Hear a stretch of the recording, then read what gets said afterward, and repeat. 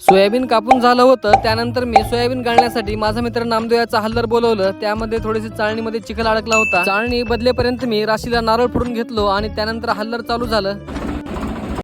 इकडे जुबेर आणि बाळूभाऊ सोयाबीनचे कार्ड हल्लर मध्ये टाकत होते आणि तिकडे फायनल प्रोडक्ट म्हणजे सोयाबीन बाहेर येत होतं. ट्रॅक्टर मधील डिझेल कमी झाल्याने 4 जण भरत होते आणि मी इकडे सोयाबीनने भरलेले टोपले पोत्यात भरत होतो.